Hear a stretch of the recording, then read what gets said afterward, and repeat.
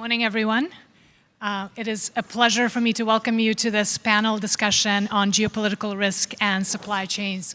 I know for the last few years, both geopolitical risk and supply chains have been top of mind, not just for executives in C-suites, but also general public. I think during COVID, we all woke up to discussions about supply chains and the resilience of supply chains and moving away from just-in-time to just-in-case supply chains. And of course, in the last few months, I think it would be fair to say that in addition to everything that we'd been discussing, the multiple crises around the world, the invasion by Russia of Ukraine, as well as the conflict in the Middle East, we now, of course, have threats of tariffs and trade wars, and geopolitics, again, very much is dominating everybody's thinking, certainly businesses, institutions, and it's a topic that very much is obviously of interest to the Indo-Pacific, but also to Canada. So we're absolutely thrilled to be able to start our second day with a really dynamic set of panelists who are going to unpack all these issues, who brought their crystal balls and are going to predict exactly what kind of tariffs we're going to be getting, what that all means for your businesses, for your organizations. We have representatives from leading companies, as well as business organizations, government reps, and Eurasia Group, which is perhaps one of the top firms advising on geopolitical risk. So we're excited. I'm not going to read the long bios and very distinguished bios of all of our panelists because we have 55 minutes, and if I were to do that, we'll be here for another 2 hours. So you have them in your programs. I'll just introduce them by name and title, and then we'll go into some opening remarks from them, as well as a moderated discussion. And I very much hope, though, I know it's early, but I hope you've all had your coffee and are ready to ask some questions towards the end as well, so we'll bring you into the conversation. So it is my great pleasure to introduce Melissa Kennedy, who's the Executive Vice President at Sun Life. She also happens to be board member of Asia Pacific Foundation, so we're thrilled that she's here. She's joined by Janet Pao, who's the Executive Director of Asia Business Council, originally from Hong Kong, but covering all of Asia. We also have Mr. Peter Mumford, who's the practice head of Southeast Asia Eurasia Group, based here in Singapore, so had the least to travel, and hopefully is least jet-lagged among us. Then we have Mark Shan, who's joining us from Ottawa, and he's more colloquially known as the artificial intelligence or AI czar for the government of Canada, but he happens to be a deputy secretary at the Privy Council office and is in charge of government policy on AI. And then last but not least, we're very thrilled to have Gautam Achada, who's the head of investment and portfolio advisor at RBC Wealth Management, also based here in Singapore. So what we've agreed to do is each of them will speak briefly about their organization and how sort of top messages, how they're seeing the issues of geopolitics and supply chains rearrangement. So I'll start with you, Melissa, and then we'll go around. Thanks. Well, thank you very much, Vina, and to Jeff, Gabe, and Keo for welcoming us here on the stage. It's a pleasure to be here. I am the Chief Legal and Public Policy Officer, so I have legal compliance. But more interestingly, I have the geopolitical group, and in fact, the board changed my title to include public policy, which connotes that a lot of time and attention has been spent on the geopolitics, particularly in the last number of years. It's a team we've been building up over the last decade, but it's certainly earning its keep in the last number of years. I'm going to talk a little bit about Sun Life just to put the company in context. If you're Canadian, you probably think of us as one of your group benefit providers together with two other very large companies in Canada, Manulife and Canada Life, or you may have a life insurance policy with us, one of us.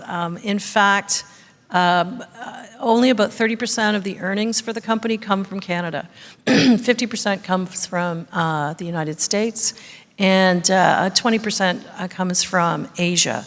The company is 160 years old next month, and we're older than Canada. The year after we were incorporated, we came to China.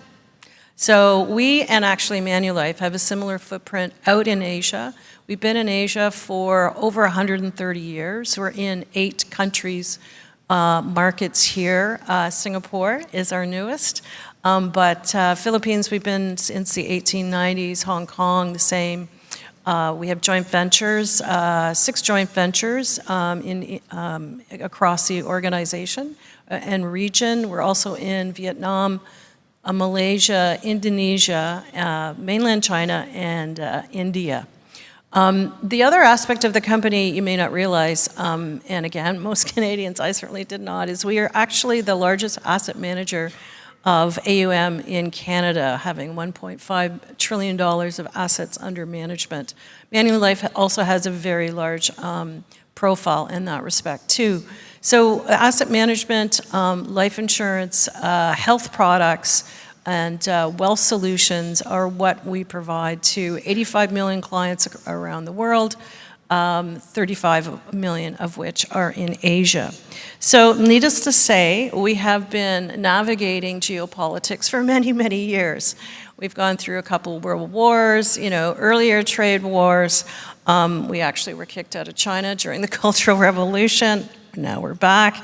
So we have had the advantage of having to navigate geopolitical waters for quite some time.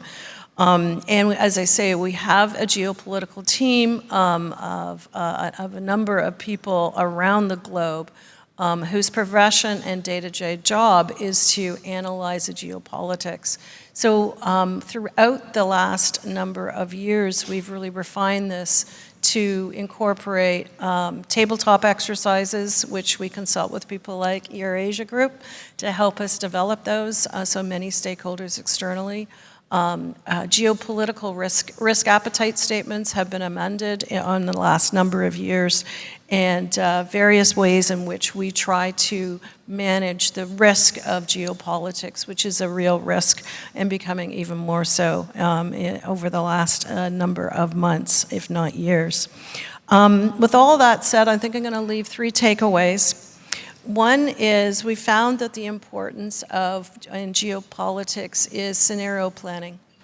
And if you don't have the luxury of having a group internally, there are lots of external stakeholders and consultants who can help you with that to really plan for these scenarios, how it affects your business and strategy. It's absolutely important. And that's why these kinds of conferences are extremely important to get those different perspectives as part of your scenario planning. The second is diversify your business. We have the luxury of being in 28 different markets around the world, so we have a diversity of countries as well as a diversity of businesses. And the thing that I worry about in the current context is people will feel paralyzed, because there will be uncertainty. I predict, this is my prediction, I don't think it's terribly magical, there's going to be uncertainty and turmoil and chaos, so buckle up. But after you've done your scenario planning, take those opportunities, because there will be opportunities. And the third thing, and I'm seeing it in particular in my neck of the woods, there are some things that are happening in the United States that are very contrary to a lot of the things that we believe in, like ESG and DE&I. Every company must abide by the rules and laws and regulations in the countries in which they operate. So you see companies adjusting. That is hard on employees and clients whose identities may be caught in the crosshairs of those changes. So be empathetic to your employees and to your clients and cognizant of those kinds of changes. And use your company's purpose. Hopefully it resonates with your clients and employees. Ours certainly does.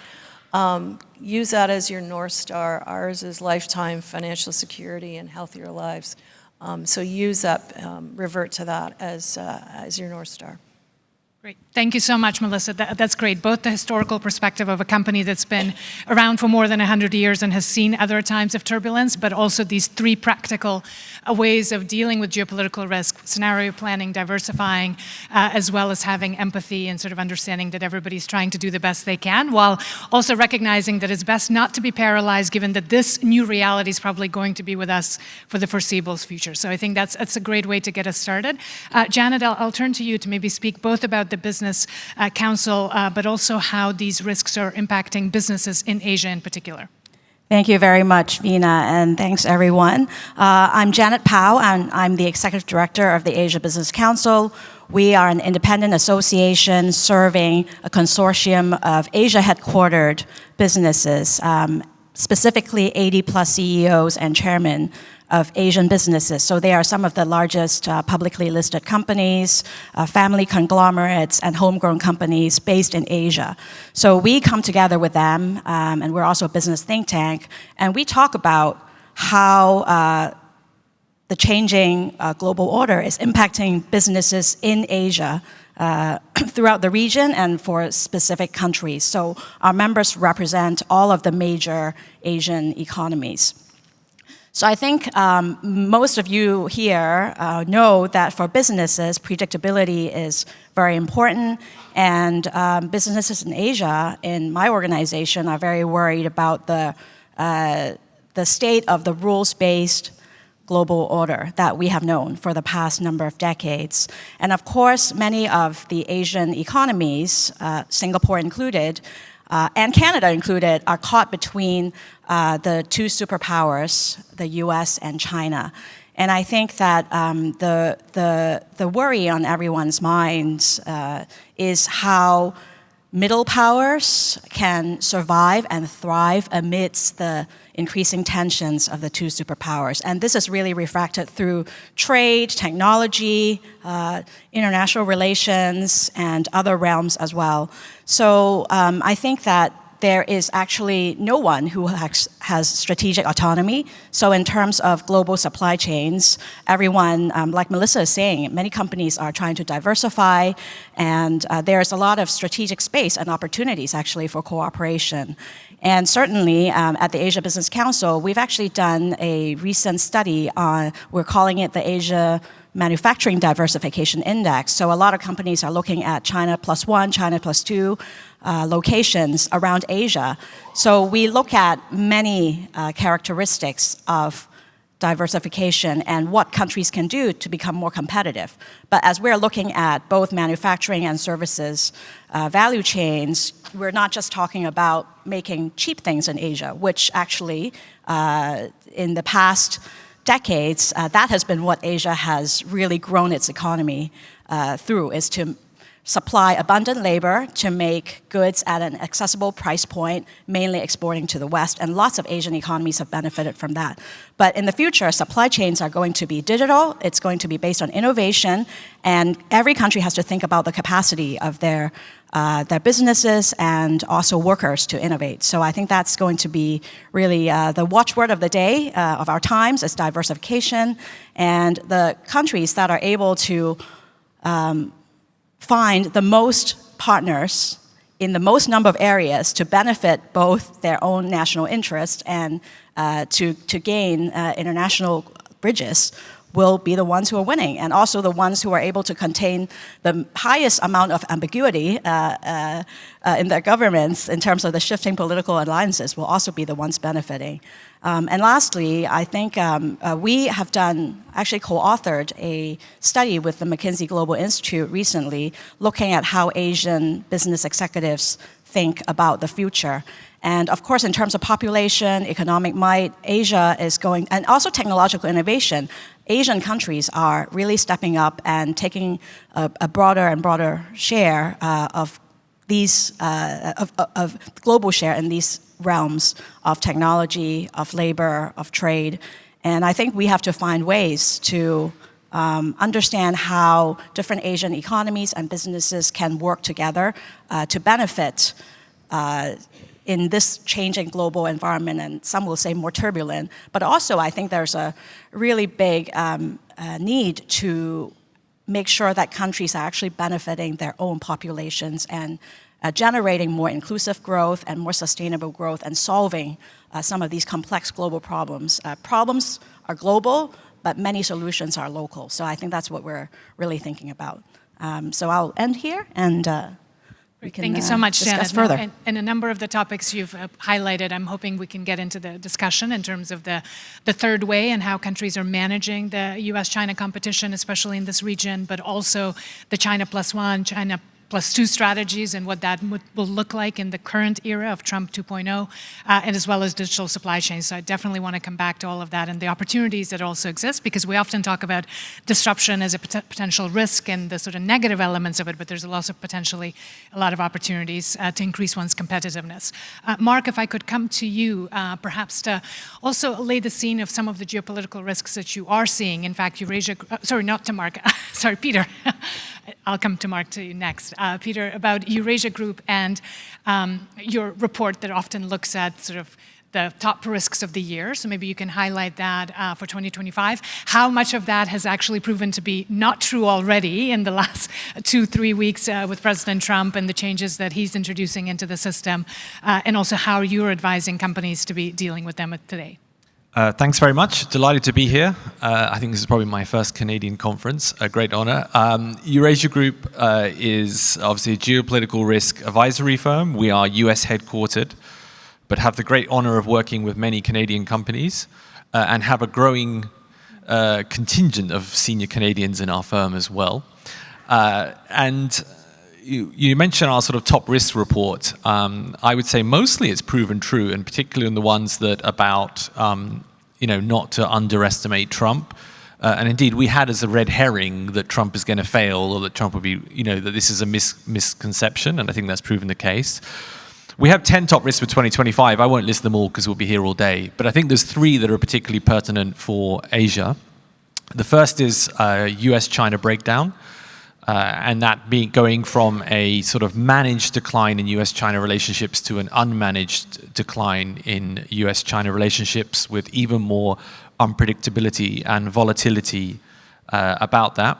You asked for a tariff prediction. Maybe one we'll make is that we think that the average US tariff on Chinese imports will probably more than double this year to just over 20%. It's around 9-10% at the moment.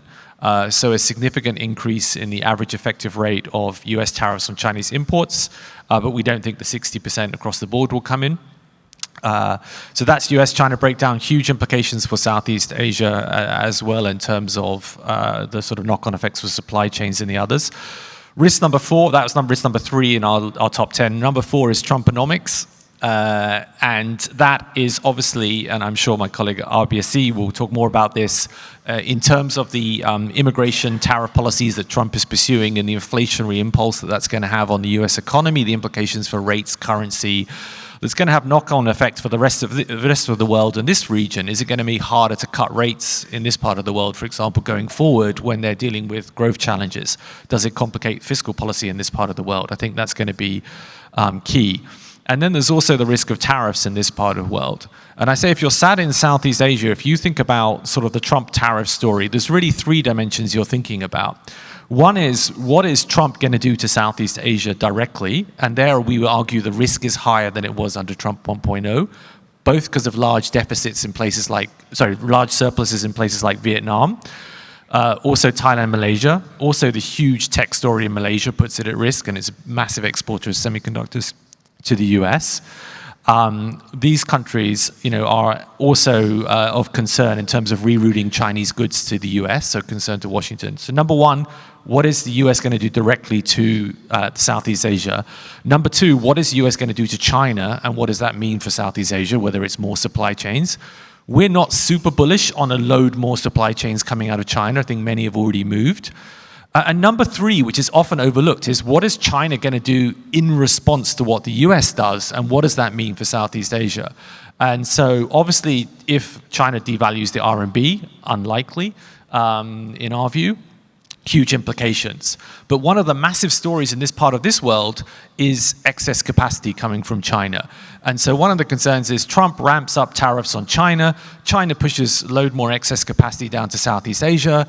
That causes more factories, SMEs to go under in Southeast Asia and causes problems for policymakers. So there's this chain reaction going through. Third risk I would highlight is what we call beggar thy world, which essentially is just that both the US and China are going to be major exporters of disruption this year. And we are seeing that US through tariffs, maybe the immigration policy, China through excess capacity. So those are the kind of three top risks. I would highlight, just to end on a positive note though, that there are a lot of opportunities in all of this as well. We've mostly focused on the risks, and that also comes back to the China retaliation point. So, if China retaliates to the US like it has with higher import tariffs on coal and LNG, that's an opportunity for certain countries in this part of the world and indeed elsewhere. Are some more supply chains going to come down to this part of the world? And also one of the ways, or two of the ways that Southeast Asia, for example, will respond to the increased trade uncertainty and tariffs that they're concerned about is, number one, deepening relations with other partners. And that doesn't, you read in the media, it's like, okay, they're concerned about the US, so they'll go and hug China closer. There's an element of this is a massive strategic opportunity for China, but it's also a strategic opportunity for a whole load of other partners, including Canada as well. And then finally, I think Southeast Asian countries, amid all this turmoil, will do even more to try and attract foreign investment because they need it to boost their growth. Great. Thank you so much, Peter. And you've raised some of the questions that I hope we will come back to in the discussion, certainly in terms of what Trumponomics would mean for the region as well as for Canada and others. So, Mark, now to you. So this time around, I have the right Peter and Mark on the panel. From AI perspective, so both in terms of what this all means when it comes to foundational technologies and sort of supply chains of foundational technologies, AI in particular, but others as well, but also more generally sort of a little bit about what you do and how geopolitics factors into your work. Well, thanks so much, Vina, and thanks to the Asia Pacific Foundation for the invitation. I feel a little bit like one of these things is not like the other, and that I'm the AI guy and the government guy on the panel, but I'll try and make it relevant to the conversation about geopolitics and supply chains. I'm the Deputy Secretary to the Cabinet for Artificial Intelligence, usually a title that means nothing to no one. Essentially, it means that I essentially advise our Prime Minister and our government on trying to coordinate the efforts around making Canada a leader in artificial intelligence. Our mandate is explicitly broad. We were created in July of last year out of fear in many ways that actually, notwithstanding huge amounts of effort on the part of the Government of Canada in AI, that the effort would not be greater than the sum of its parts. And so how can Canada actually take effort in a whole bunch of areas, whether it's internationally, on the economic side, on the infrastructure side, on the skills side, and actually try and think about ways in which we can position ourselves for leadership in a generalized technology that is truly changing markets and societies and our world. The geopolitics of AI is in and of itself an interesting piece, and the supply chains of AI are an interesting kind of bellwether in many ways about lots that we can learn about in terms of both the relative level of instability that we face, but also some of the reordering that's happening. As is often the case in these sorts of discussions, I find myself kind of talking about AI for supply chains and the supply chains for AI, in that I think there is a force that happens in both directions. On AI for supply chains, I think this is truly a transformational technological capacity that actually allows us to be able to do a lot more as it relates to modeling risk and modeling uncertainty, and also understanding in greater precision and granularity the actual functioning of supply chains. I think that technological capacity, particularly when predicated on really well-structured and accessible data, can actually completely contour markets and actually create really different leading players and anchor opportunities for a whole new set of business effort.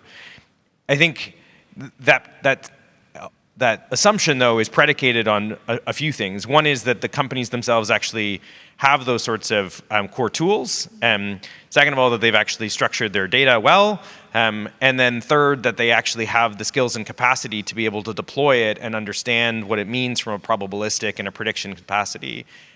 That's not something that all of your average supply chain players are actually necessarily well suited in.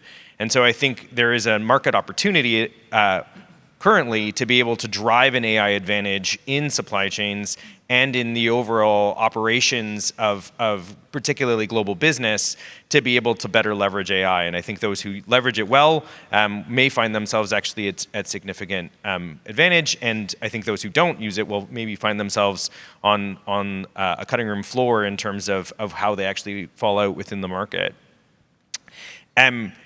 The second, though, is then the supply chains of AI itself, which I think is actually an interesting kind of example in many ways of what's playing out generally. So, the core supply or the kind of inputs to AI, as we sort of conventionally understand them, you need chips, you need data, you need compute, you need energy for that compute, and then you need skills and tools to be able to fuel models. And I think it's really interesting to see the ways in which the fundamental alignment of the supply chains of each of those drivers has actually remarkably changed over the last number of years and are indicative of some of the global shifts that are underway. As we saw under the CHIPS Act and under the IRA, this was a fundamental reordering of global supply chains predicated on the notion that AI advantage was actually going to be what would drive the next round of business success and of economic growth for particularly for the United States. And so the de-risking of that supply chain as it related to chips in particular, and then the critical minerals that fuels them, I think are really helpful to understand the degree to which that potentially then plays out across the economy. But you can then do that on energy, and you can then do that on skills. So the movement of people, the movement of data, and then the energy that fuels compute are actually themselves vulnerable supply chains that I think are in fact being reordered and are going to be extraordinarily significant. So we don't have enough time to kind of get into all of the unpacking of that, but needless to say that I think AI is actually potentially a horizontal undercut that actually is going to power much of the new stability, if there is any, and certainly the new advantage for whoever is able to leverage it well.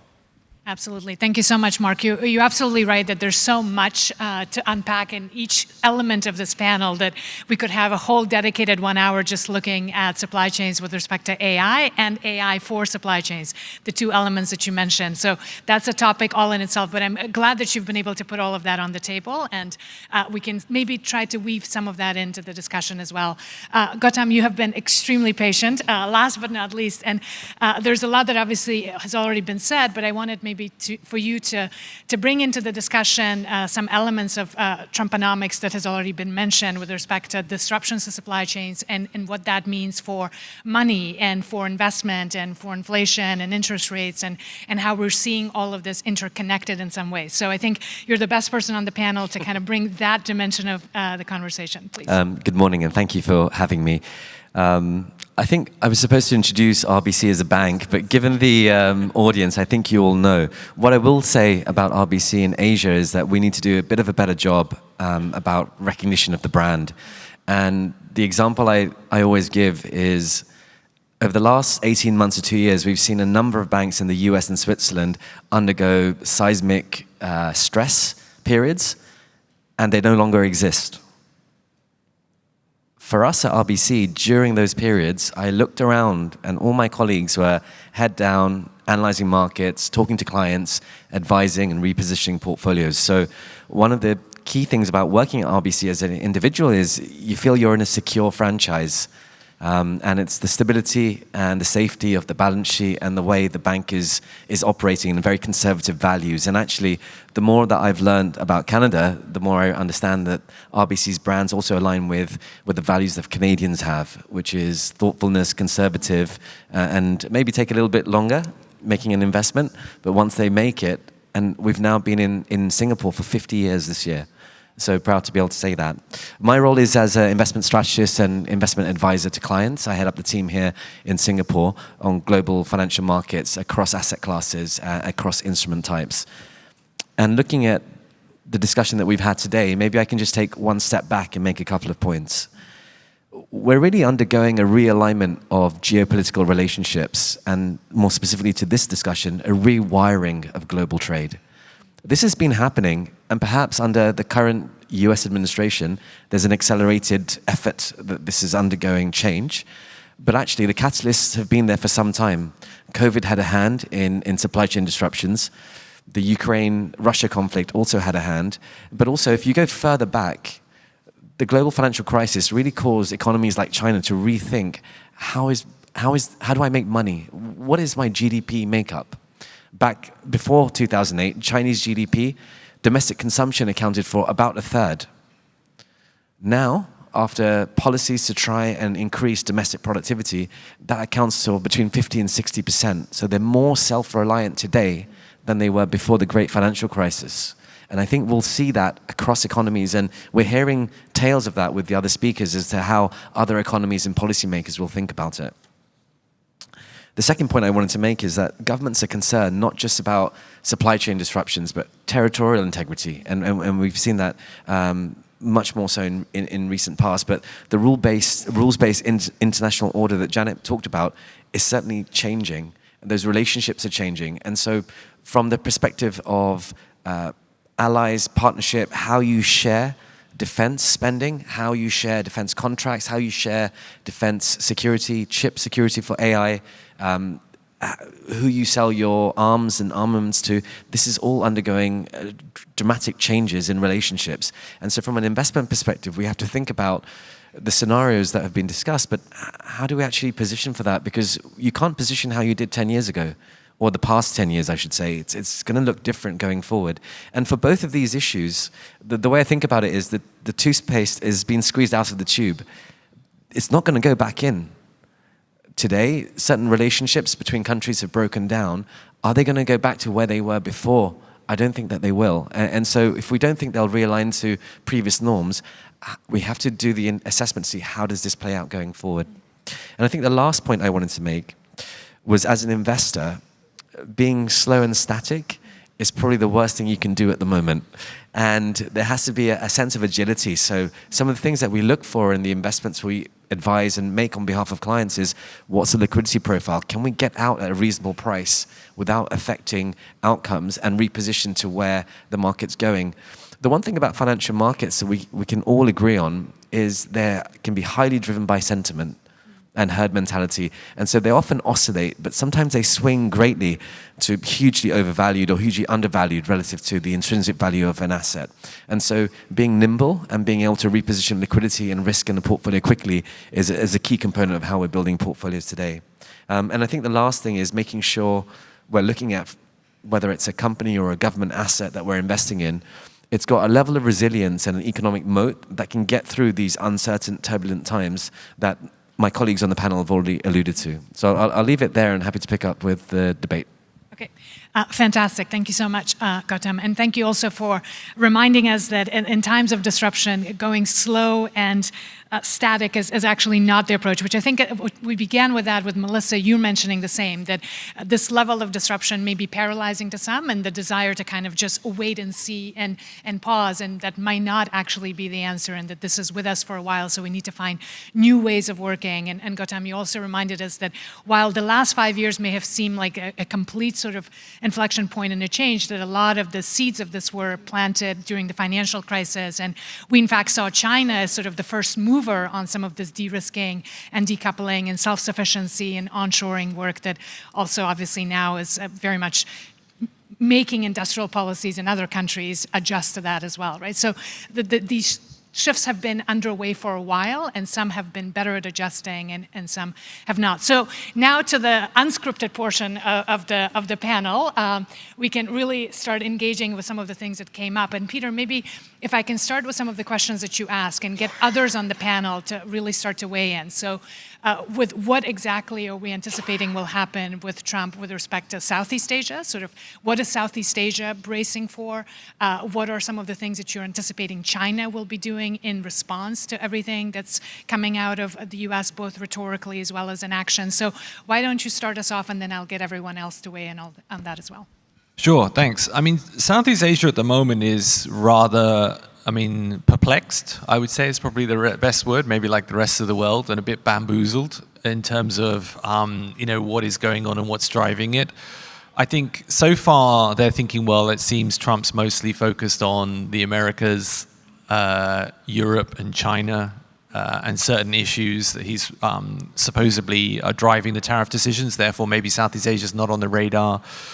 But then, Vietnam is the country with the largest trade surplus with the US that is yet to be explicitly threatened, at least under Trump 2.0. It was under Trump 1.0. And so, there's concerns there. There are concerns in Malaysia, a big tech producer, one of my interesting facts on Southeast Asia is that Malaysia is the largest supplier of chips to the US. It's not Taiwan or anyone. If you look at overall semiconductors, Malaysia is the largest supplier. So that puts them in and they've got a lot of Chinese tech investment. So that puts them in a slightly sort of queasy position. Thailand as well. And countries are dealing with this differently. So Thailand and Vietnam have decided, let's get on the front foot and let's signal we're going to buy a load more US goods. And so on Thailand, it's mostly agriculture. On Vietnam, it's LNG, planes. It's always planes because it's easy. And some other sort of agricultural goods and some high-tech end goods. And so this is why, and maybe I should have made this point earlier, that Trump and his sort of disruption is a negative, and it will reduce US influence in the region, including the reduction of US aid. But there are some areas where the US will gain from this. I mean, I always argue Vietnam probably only imports LNG from the US because of threats Trump made in his first term. So there will be, more purchases of US goods that might otherwise have been bought from Canada or elsewhere because of the trade threat. So I think it's important to recognize that. But there'll also be kind of opportunities as well. So Vietnam, Thailand trying to signal they'll buy more. Indonesia, Malaysia just trying to keep quiet, basically. But also some of the sectoral tariff threats are also relevant. The semiconductor one for Malaysia, particularly also Singapore. The pharmaceuticals. Singapore is the 4th largest exporter of pharmaceuticals to the US. So these are kind of concerns as well. Great, thank you. Maybe others, either to kind of China's reactions, I don't know, Janet, Melissa, if you want to speak to that. Yeah, sure. I mean, I think when we talk about Southeast Asia, and certainly I would say out of the Asia Business Council members, we have the most members from Southeast Asia, actually. And Southeast Asia is also the birthplace, if you will, of the non-alignment movement previously. But now, actually, Southeast Asia is interested in, in this turbulent world, benefiting from and taking leadership in regionalization, right? So Southeast Asia, and every country has its own national interests, but as a bloc, it is not that interested in taking sides. And I think in the previous, more bipolar world order, countries were forced to take sides, or they were pressured to take sides. I think right now we are actually in a more unstable time where we have a multipolar world order, and smaller countries and middle powers are able to punch above their weight and actually call the shots on certain areas. And certainly Southeast Asia in the realm of trade is interested in continuing a rules-based order. It's interested in taking part in trade agreements. And on the tariffs, of course, I think it's anyone's guess what the U.S. is going to do in terms of tariffs and what's real, what's a threat, what's underneath. But I think in the meantime, Southeast Asia is really ground zero for international cooperation in terms of trade, participating in the CPTPP, in RCEP, and in many of the areas in products trade, in services trade, in technology. It's really interested in working with whoever wants to come into its alliances to benefit themselves and also the region. Great, thanks. And that's obviously when we think of a rules-based trade and free trade and wanting to see more economic integration, Canada is very much on the same side as Southeast Asia, but of course it's much more challenging given how integrated we're also with the US and everything that is happening now between US and Canada. Melissa, I don't know if you want to speak to that or build further on some of the things you mentioned in your opening remarks with respect to practical things that both Sun Life and others are doing. Sure, absolutely. So the scenario planning really is, really is important. And, looking at what does your company look like with 10% tariffs, with 25% tariffs, currency risk, how much is your company affected by currency risks, volatility in the markets. And, in the short term, that can all lead to, your strategy on capital deployment, where you need to, have enough to weather the upcoming storms, or if you have enough, where can you best deploy it, either organically or indeed even inorganically? What's your strategy? How is it affected with your dividends and buybacks? A company like ours, most are investing, or a long-term bet. So we are a long-term investor, and most who are investing are in us, both individuals and institutional, are long-term investors. So they want to see stability and continuity, which is very important to us. On the scenario testing, I mentioned tabletop exercises.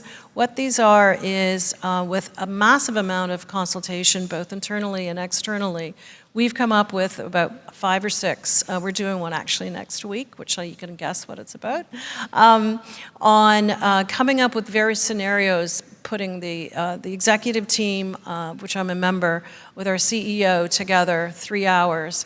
And the geopolitical team will come up with various cogent and plausible scenarios. Again, with consultation, I know they've done some consultation with your Asia group, coming up with our scenarios. So one of them was to, one of the scenarios was our CEO needs to testify before a parliamentary committee or a House committee this afternoon. What are you going to say? So you don't have the 3, 4, 5 weeks you would otherwise have, trying to get all the stakeholders and constituent groups to figure out what he's going to say. What that does, they're called war games. It used to be called war games. But what that does, it helps you, A, build the muscle for resilience. So when bad things happen, you say, we went through this before. B, it exposes your gaps. So if there is an issue with Taiwan, and the U.S. and China are actually going toe-to-toe over that, and I'm not pretending to have any answers as to whether that's going to happen, but do we know of all the employees in our regional office, which is in Hong Kong, who has what passports? And how do we keep that current? Just very, very practical effects. What does this mean, on our capital, as I say, deployment of capital? How would we deal with our regulators in various scenarios? So you come up with playbooks of potential scenarios. But mostly, from my point of view, it builds a muscle. It builds a muscle of resilience. And as I say, I think companies we all just need to kind of buckle up and hang on. To connect to something that Mark said earlier, how much are you using AI to help with some of this? Because obviously Sun Life, you guys are sort of leading with some of the scenario planning, rehearsals, playbook development. Are you doing anything using technology and AI in that or not? We definitely are huge supporters of AI, and big uptake both of our employees and our distribution and end-to-end is using AI, so we're hugely into it. And the scenario planning I can see happening. It hasn't really happened yet, because it's just the uncertainty is really what's at play here, which AI is, eventually will help us with, but not yet. Great. Maybe building on the theme of AI then, Mark, if I could come to you. One of the things that's hard to predict these days is Canada's G7 presidency. I know both resilient supply chains and AI is on the agenda. Anything you can forecast in terms of what might come out of that will be interesting for businesses both in Canada and in Asia? Well, Canada's G7 presidency this year is an exercise in scenario planning. It feels like a series of tabletop exercises. We have launched our presidency under our current Prime Minister. We will further elaborate on our priorities under PM2, as we like to call it back at the office. And then someone else, or that person, will preside over Kananaskis in June. And so it may be a continuity of PM2, or it may be a PM3. Economic security will certainly feature. I think, the Prime Minister, PM1, was clearer in Paris than he has been to date on where we'll find ourselves. I think this notion about resilience, so security in particular in this geopolitical time of extraordinary upheaval, a discussion about prosperity, particularly about how potentially to leverage opportunities, including with new technology, and then partnerships, really understanding kind of the coalitions and who we can work with collaboratively and collectively. particularly at a time when I think self-interest is extraordinarily high, but yet the necessity for enduring partnership, I think, is probably greater. I think specifically to AI, I think we're skirting a number of really challenging discussions. There'll be a discussion on AI and energy. Any discussion on energy at the moment, I think, is a particularly challenging one. But I actually think that this has unlocked an interesting opportunity for discussion about the real makeup of energy mix and the supply chains of energy for the world. I think Canada is very much contemplating how it wants to participate in that reworked energy supply chain, including for AI. There'll be a discussion as it relates to prosperity and the possibilities for small and medium-sized enterprises in particular. And here I think we have to think about supply chain vulnerabilities, but also supply chain opportunities. And then there'll be a discussion about partnerships. And here again, the last number of years in AI geopolitics have been defined by a US administration that was committed to using safety and security as the mechanism to hold China at bay, allowing for testing and evaluation, thinking about catastrophic human harms, and export controls as a really fundamental guardrail on China's capacity for superiority. We're now in a let her rip moment from the US administration, where they've essentially suggested that the best way they can continue to further that is not necessarily through safety and security, but actually just through global dominance. And Vice President Vance was absolutely clear in Paris. His view is the world is going to get US AI, and the US is going to lead in this space. And so I think that will have a fundamental role in supply chains, whether you're an input to AI, if you've got critical minerals, if you've actually got chips, there will be an interesting reordering. And then if you're an output of AI in the sense that you're actually skilled labor, or you're in an industry, or you're potentially even critical infrastructure as it relates to supply chains like ports, where I think that reordered world is going to look very different as a function of it.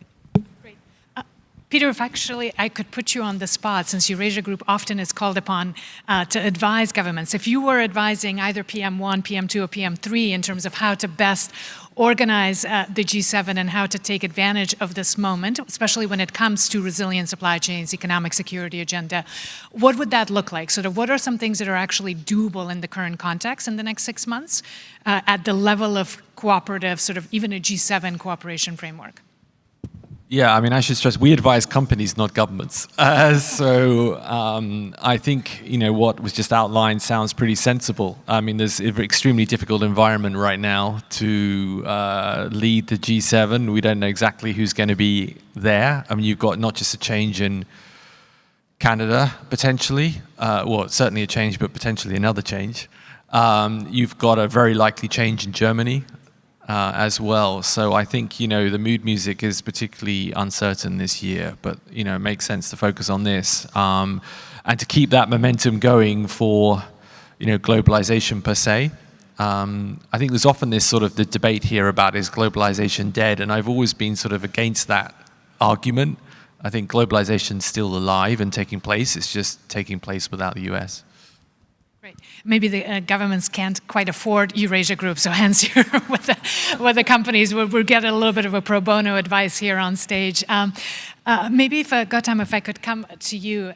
In some of our discussions, but also earlier on, you alluded to incentives and industrial policies and how it's not just the sort of risks that are rearranging supply chains, but there's also obviously opportunities with onshoring and friendshoring and what that means for price points, for inflation, for availability of capital. If you could speak to some of those topics and how you're advising your clients on that. Yeah, and I'd like to take the point just made on geopolitics as well, because I think one of the thinking about the G7 and I think 3 of them have got elections coming up at least. Last year was a big election year.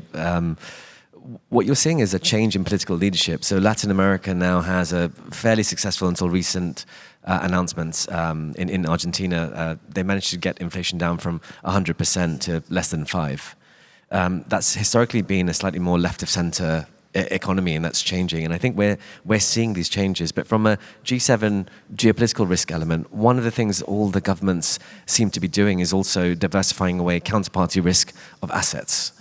So as a reserve manager within a central bank, what we've seen is this concept of, especially emerging market central banks, reducing exposure to US dollar assets, i.e. US treasuries. And that's also having an impact on the pricing. And they're going into other assets they can get hold of have very low counterparty risk. And one of the key ones has been physical gold. And so you've seen a big rally there. I think on the government level, those are the type of policies that you're going to start to see. There's no getting away from the US dollar in terms of the depth, liquidity, sophistication for reserve managers to park assets. But that's the type of manager who's not looking for an investment outcome. That's a manager who's looking for a stability of financial system outcome. And so they'll be less price sensitive to that. And I think those are the type of policies that you're likely to see come through from the policymakers. In terms of friendshoring, reshoring, completely echo, I think, what the group has already said. We've seen these trends across within this region and other regions, but it's very difficult to replicate the scale, the sophistication, and just the delivery end-to-end of the Chinese manufacturing. And where they've done very well is they've upskilled almost silently in terms of the products. It's now electric vehicles, solar panels, high-end smartphones. The scale is significant. And to replicate that, again, you can do it at the margins, but we don't see that going away. So from a tariffs perspective, are these negotiating tools? Are these tools to barter, push people into a position where they'll do your bidding, or are they likely to be sustained, and at what level, and what magnitude, and for how long? And obviously, the greater the magnitude, the greater the economic impact. And then it's about which sectors or countries benefit under that scenario and which don't. But the uncertainty at the moment is incredibly high, and that unknown is causing investors some anxiety. Absolutely. And Janet, you mentioned also that you've done a manufacturing diversification index and essentially found that China is still integral to all of the supply chains, certainly in this region, but also globally. Exactly the point that Gautam is making, that it's easier to say diversify. It's much harder actually to do that, especially if the objective is to diversify away from China. And in certain sectors, that's virtually impossible. And if you're trying to do that when it comes to AI or in the entire value chain, including critical minerals and energy, then it'll take 10, 15 years, and sort of at what cost, and how can you do that, and can you do that just alone as the US? Do you need your partners? And in the current climate, how do you actually guarantee that those partners are with you, right? So there are many things to unpack, but obviously the things that are coming up is uncertainty, but yet that uncertainty shouldn't mean that we wait and see, but rather that you have to continue to operate with uncertainty and continue to have agility. So we have a few minutes to see if there are any questions or any burning comments in the room. We'd love to hear from you as well. So I'll turn, please raise your hand. We can sort of see you. There are these really bright lights here that are making all of us feel like we're on a massive stage. But if you do have a question or a comment, please raise your hand. Is there? Right in the back. Oh, in the very back there, yes. Yeah. Good for you for seeing that, Gautam. Clearly 2020 vision right here. AI enhanced. AI enhanced, excellent. Great. Thank you. Maybe a question to the panel, kind of generally. We've spoken about kind of geopolitics, broadly speaking, Canada and Southeast Asia. But we've also spoken a lot about the role of the United States and what that looks like, specifically with regards to trade. I'm curious if the panel thinks that this might turn into a long-term position of the United States, regardless of if it's a Republican or Democratic administration. Specifically thinking about it from a political economy perspective, I think Bank of America had the cost of tariffs, even if it's 25% across the board, at around $1,130. I'm curious if, because that cost is maybe lower than it was pre-election, if we could see parties maybe trying to both commit to this long-term as a strategy to raise revenue, to then cut income tax or something else, or lessen financial strain elsewhere. And if that is the case, if we do see a long-term strong tariff posture from the United States based off of their strong consumer, what implications do you think that has for Canada? Could be in Southeast Asia and Europe, just in the rest of the world, broadly speaking. Thank you. That's a great question. Since we have limited time, I want to see if there are any other questions. Maybe we'll take one or two more, and then I'll turn to the panel. So don't be shy, and I think there is a hand right there. Yes, please. There's a mic, please. Yeah. Thank you, Madam Chair. My name is Zor, and I'm come from Myanmar. Recently, a very troubled country, but we have a great potential being a neighbor to both India and China. Please forgive me if I may pose a bit of a off-the-road comment or question, but I have a very urgent feeling that since we are talking about geopolitical risk, and I'm trying to raise the issue about the non-traditional risk that is coming out of drug economy, and then also recently the cyber scams. Unfortunately, it is affecting the whole region, but centering around my country, Myanmar, and then according to our estimate, recently this dark economy has taken the value up to 100 to $300 billion. So it is it's a big and growing very fast. And with the recent emphasis of the Trump administration on war on drug and then sealing the borders around the United States, there seems to be a lot of implications in the region. I found many of the solutions that you were talking about, the AI and then also the digital solutions, can be quite useful for some of the weaker governments and the poor societies to tackle these regions and then tackle these problems. And then also, since many of these economies are also labor intensive, some of the traditional business solutions can be also quite effective. I'm just raising this issue because it's one of the huge non-traditional security implications for the region. Thank you.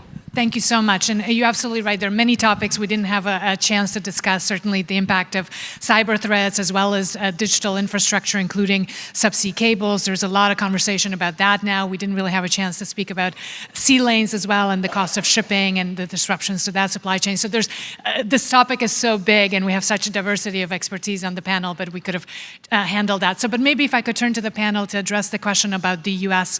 Long-term change versus sort of if this is a Trump syndrome and kind of the political economy and then implications. Gautam, do you want to I'll just have a stab at that, and thank you for the questions.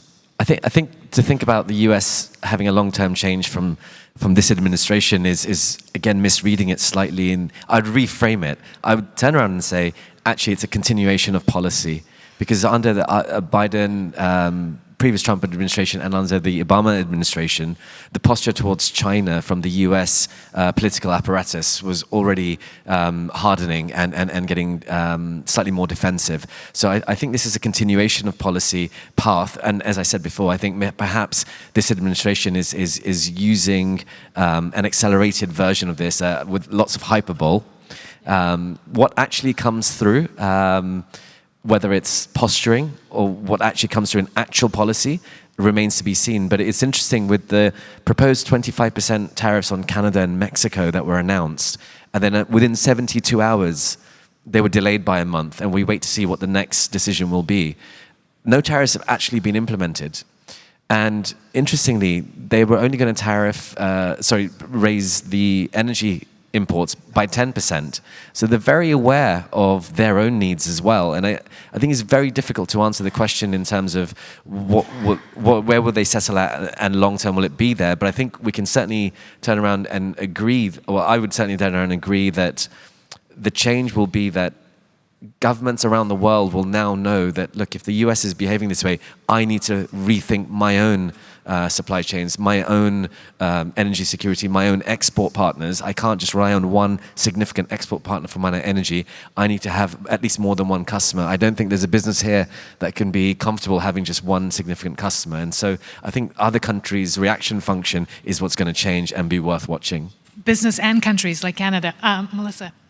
I would answer that question that if tariffs are imposed, they will continue if they are successful. And the success, of course, is in the eye of the beholder. So even if they create havoc in the US, if the stock market doesn't price it in, they may be perceived as successful. So I would worry that they would continue, even if they're not raising revenue and funding tax cuts as purportedly is one of the reasons being put forward. And I agree with my friend's point. This is not a new thing. It's a point that has started for a couple of decades. So I would worry that they would continue. Great. The other panelists, if you want to respond to that, or any concluding sort of one or two thoughts very quickly. Sure. I think that the world has gone from a rule-based world where the goal was to have a same set of rules to get everybody in, everybody follows the same set of rules, to a world that is more fragmented and everyone is creating their new rules. So on tariffs, it depends on whether you're talking to the political scientists or the economists. The economists will tell you it's good for no one. Actually, it's against self-interest to some extent. The political scientists will tell you actually for other non-economic reasons, these will continue. So I am also actually agree with the other panelists that it's more going to be a continuation. You know, we have seen subsequent U.S. administrations continue with tariffs. And I think probably the working assumption of everyone else is that the tariffs will continue. And even if they're not imposed, there are some other trade-off that you have to be prepared for. I think the only thing I'd add is there's a massive temporal dimension that I think we have to build into both the analysis and the discussion. So, you know, in AI, we often talk about the fact that AI is a sprint and energy is a marathon, but you can actually apply that across a whole bunch of these aspects. A reordering of supply chains and a reordering of geopolitical relationships is not something that you can just turn on a dime. And so I think to the question, to the first question, I think, you know, a shifting U.S. posture is going to be one that is going to be hard to undo, and not necessarily one that I think you can just suddenly say, oh, well, we're back to being besties again, and now we can actually just reorder ourselves to be increasingly reliant. And as it relates to digital capacity building in countries that are potentially trying to stem new, particularly illicit supply chains, that's not capacity you build overnight. And so, I think we have to think about the mechanisms by which that will be able to actually stand up over time, and who's going to help that effort. Yeah, I agree on the first one. It's a structural trend with the US in terms of protectionism. I mean, even if Trump hadn't won and Hillary Clinton had won in 2016, the US probably still would have pulled out of TPP. Having said that, I don't think we should understate the difference in terms of who's in the White House. I think I don't want to overdo the continuity thing. Yes, there's an underlying trend that's the same in terms of protectionism, but in terms of the scale of it and the unpredictability of it, it does vary significantly depending on who's in power in the White House, and not even just who's the president. I mean, who's the president got around them? That also adds an element of unpredictability. On the second question, yeah, one of our other top risks at Eurasia Group was ungoverned spaces, and that also covers the scam centers and the illicit crimes in parts of the Mekong sub-region, including Myanmar. I mean, it's been fascinating what's been happening in the last couple of weeks, because clearly China has decided that it no longer wants to tolerate these scam centers, and it's put enormous pressure on Thailand to cut off electricity, fuel, internet supplies to Myanmar, and also pressure on the junta in Myanmar and ethnic armed groups. So it's actually an example of China taking coercive action in the region to try and address the scourge of scam centers. Thank you so much. I'm not going to even attempt to summarize the discussion. It's been really rich and has covered such a wide range of topics, but only to say that in addition to all the organizations that were on stage, we're happy at the Asia Pacific Foundation also to be doing a lot more work on these topics, looking specifically at what obviously Trump policies mean, not just for the US-Canada relationship, but also its impact on Canada-Asia relations, and both the opportunities and risks that exist both for businesses but also institutions. But it has been a tremendous discussion. Thank you so much. Please join me in thanking our panelists.